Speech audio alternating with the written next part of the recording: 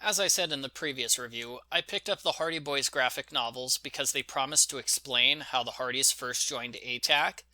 Well, that's a lie. It turns out that Fenton Hardy forms ATAC in between books 1 and 2. We hear about it afterwards, we don't actually see the Hardys become secret agents.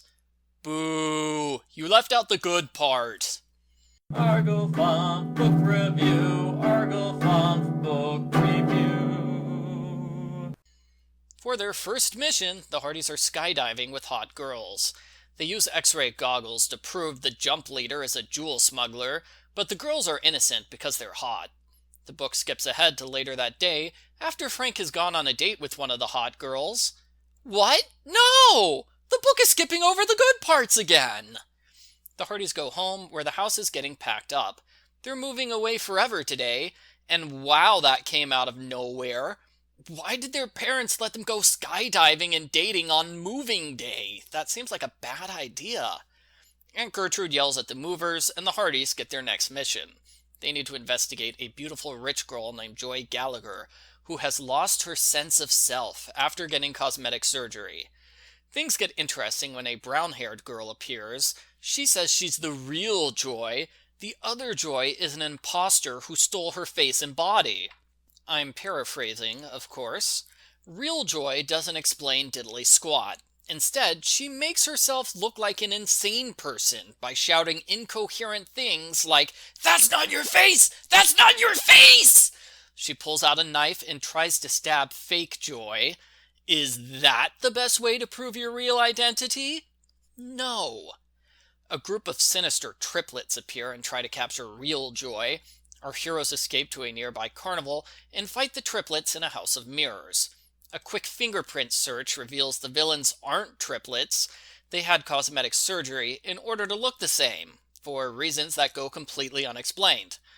Anyway, it looks like Joy's story about identity theft is true. They all go to Joy's house, where she proves her identity to her parents by talking about things that happened when she was 6. Fake Joy decides the gig is up, so she pulls out a gun and summons an army of triplets. They tie up our heroes, steal everything, and rig the house to explode. Fortunately, Frank saves everyone by figuring out the location of an emergency gas shutoff switch. The Hardys go to the clinic where Joy got her cosmetic surgery. They enter the doctor's office only to learn the doctor is dead. Fake Joy appears and gives a monologue to the corpse, explaining she's really the evil Dr. Dubious. She and her minions use plastic surgery to impersonate the children of rich and famous people in order to rob them. Dr. Dubious plans to discredit the Hardys with a fake Frank and a fake Joe. Suddenly I'm reminded of Hardy Boys Case Files number 4, which had the same storyline, but it was even better because Frank and Joe had to fight their evil duplicates. Here, fake Frank is lying in a bed, crying in pain. That's not as exciting of a battle. Dr. Dubious captures Joe and prepares to rip his face off, literally. Frank disguises himself as a surgeon and saves Joe. Dr. Dubious escapes and shoots fake Joe, which makes her seem dangerous. She's defeated when the Hardys open a door on her face, which doesn't make her seem dangerous. We finish with the Hardys saying goodbye to the house they grew up in.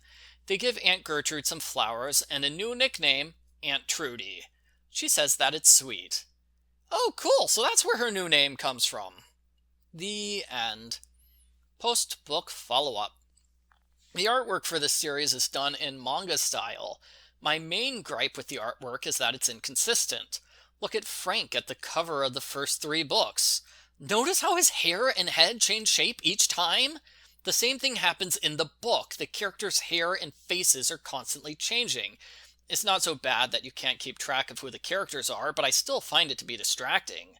The other problem I have with the art style is that it purposely shows off every woman's chest, legs, and behind, complete with impossibly short skirts. For example, this is Aunt Gertrude. Does she look like an elderly spinster to you? No, she looks more like a hot teenager. Aunt Gertrude should not be hot, end of story. Also, it's hard for me to take Dr. Dubious seriously as an intimidating villain when the artist is trying to show off how attractive she is. Another thing I noticed with the art style, in 2 places the writing is backwards. Why is that? Did they flip the artwork horizontally to give it a more authentic manga feel? If so, that's dedication.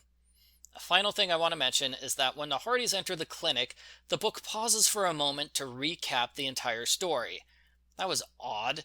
I guess they did that in case some readers weren't paying attention? The Goodreads summary for the first book says it's a collection of 3 shorter comics, so maybe the entire series is smaller books put together. I guess that's possible. Overall, I like this book better than the previous one. More effort was put into the story, and the action sequences were easier to follow. Although that could just be because the book has a different artist. I give Hardy Boys Undercover Brothers number 2, Identity Theft, a 7 out of 10.